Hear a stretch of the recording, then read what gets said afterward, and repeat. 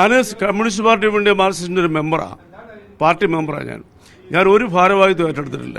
Party അംഗത്തോണ്ട് even today ഞാൻ CPM party അംഗമാണ്. റജി ലൂക്കോസിന് ഇനി ഇടത് സഹയാത്രികൻ എന്ന പദവിയില്ല. അദ്ദേഹം BJPയിൽ ചേർന്നു. അദ്ദേഹം ഇപ്പോൾ മീഡിയാവിനോടൊപ്പം ചേരുന്നുണ്ട്. 35 വർഷമായിട്ട് ഇടത് സഹയാത്രികനായിരുന്നു. ആ പദവിയാണ് അങ്ങ് വിട്ടൊഴിഞ്ഞത്. എങ്ങനെ കാണുന്നു ഈ ഒരു മാറ്റത്തെ? അല്ല, ഞാൻ ഇടതുപക്ഷത്തെയോ ഏതെങ്കിലും പക്ഷത്തെ തള്ളിപ്പറയാനായിട്ട് വന്നൊരാളല്ല. എന്നെ സംബന്ധിച്ചോളം ഞാൻ ഒരു ആശയത്തിൻ്റെ പേരിൽ മാറിയതാണ്. അത് തന്നെയുമല്ല, കേരളത്തിലെ വരുന്ന തലമുറ ഇപ്പോഴത്തെ രാഷ്ട്രീയ പ്രവർത്തനവുമായിട്ട് യോജിക്കാത്തവരാണ്. കാരണം അവർക്ക് ഡെവലപ്മെൻറ്റ്സാണ് വേണ്ടത്. ഞാൻ അത്യാവശ്യം യാത്ര ചെയ്യുന്ന ആളാണ്. ഞാൻ ഇടതുപക്ഷത്തിൻ്റെ സഹയാത്രികനായിട്ട് വർഷങ്ങളായി. ഞാൻ പാർട്ടി മെമ്പറാണ്. ഞാൻ എൻ്റെ പാർട്ടിയെ തള്ളിപ്പറയാനൊന്നും അല്ല ഞാൻ പോകുന്നത്. എനിക്കതൊന്നും എൻ്റെ ഇഷ്യൂ അല്ല. എനിക്ക് ആക്ച്വലി ആശയപരമായിട്ട് ഇനി ഇങ്ങനെ പോയാൽ ശരിയാകത്തില്ല. കേരളം മാറണം എന്നുണ്ടെങ്കിൽ തീർച്ചയായിട്ടും ഒരു ഡെവലപ്മെൻറ്റ്സ് അത്യാവശ്യമാണ്. അത് പുതിയ തലമുറയ്ക്ക് ഇപ്പോഴത്തെ രാഷ്ട്രീയത്തിനോടൊന്നും ഒരു താല്പര്യമില്ല.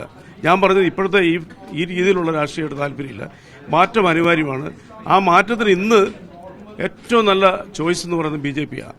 കാരണം ദേശീയ തലത്തിലും സംസ്ഥാന ബേസിലും BJP എന്ന് പറയുന്ന രാഷ്ട്രീയ പ്രസ്ഥാനം കൊണ്ടുവരാൻ പറ്റുന്ന രീതിയിലുള്ള വികസനങ്ങൾ പുതിയ തലമുറയ്ക്ക് ഉള്ള വഴികാട്ടി മറ്റൊരു രാഷ്ട്രീയ പ്രസ്ഥാനമില്ലെന്ന് ഇപ്പോൾ എനിക്ക് ബോധ്യമായതുകൊണ്ട് ഞാൻ BJP ജോയിൻ ചെയ്തു. അല്ലാണ്ട് എൻ്റെ രാഷ്ട്രീയ പ്രസ്ഥാനത്തിനോടുള്ള എതിർപ്പോ അല്ലെ അവരുമായിട്ട് ഫൈറ്റ് ചെയ്യുക എന്നുള്ളത് എൻ്റെ അജണ്ടയിലില്ല.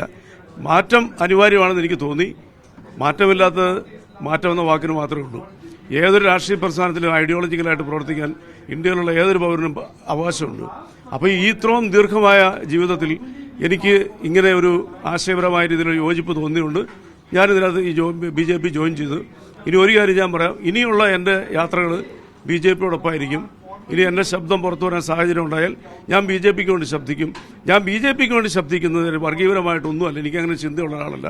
പക്ഷേ വികസനം, ഡെവലപ്മെൻറ്റ്സ് നമുക്ക് വേണം. അത്യാവശ്യം ലോകരാജ്യങ്ങളിലൊക്കെ യാത്ര ചെയ്തിട്ടുള്ള ഒരാളെന്നുള്ള നിലയ്ക്ക് കണ്ടും കേട്ടും ഇനി മുമ്പോട്ട് പോയാൽ, ഈ രീതിയിലുള്ള പോയാൽ കേരളം എന്ന് പറയുന്നത് പതിറ്റാണ്ടുകൾക്ക് പുറകിലേക്ക് പോകും. മുന്നോട്ട് പോകണമെങ്കിൽ ആ മുന്നോട്ട് പോകേണ്ട ആശയങ്ങളുമായിട്ട് വരുന്നവരെ സപ്പോർട്ട് ചെയ്യാമെന്ന് മാത്രമേ ഉള്ളൂ. അത് മാത്രമേ ഉള്ളൂ ലക്ഷ്യം, വേറൊന്നുമില്ല. CPM കോട്ടയം ജില്ലാ സെക്രട്ടറി പറയുന്നത് റജി ലൂക്കോസ് പാർട്ടിയുടെ ഒരു അംഗവുമായിരുന്നില്ല, സ്വയം പ്രഖ്യാപിത ഇടതുപക്ഷ ചിന്താഗതിക്കാരൻ എന്നായിരുന്നു പറയുന്നത്. അങ്ങനെയായിരുന്നു? ഞാൻ കമ്മ്യൂണിസ്റ്റ് പാർട്ടി വേണ്ടിയ മാർക്സിസ്റ്റിൻ്റെ ഒരു മെമ്പറാണ്, പാർട്ടി മെമ്പറാണ്. ഞാൻ ഒരു ഭാരവാഹിത്വം ഏറ്റെടുത്തിട്ടില്ല. ഒരു ഭാരവാഹത്തിലേക്ക് ഞാൻ കടന്നു പോയിട്ടുമില്ല. ഞാനത് ആഗ്രഹിച്ച ആളല്ല. ഞാനൊരു ഫ്രീലാൻസ് ജേർണലിസ്റ്റായിട്ടാണ് എൻ്റെ ജീവിതത്തിൻ്റെ തുടക്കം. പിന്നെ ഞാൻ ജോലി ചെയ്തിട്ടുണ്ട്, ഞാൻ ബിസിനസ് ചെയ്തിട്ടുണ്ട്. ഞാൻ അമേരിക്കയിൽ കുറേ വർഷം പാർട്ടി അംഗത്വം ഉണ്ടായിരുന്നു. പാർട്ടി അംഗത്തോണ്ട് ഈവൻ ടുഡേ ഞാൻ CPM പാർട്ടി അംഗമാണ്.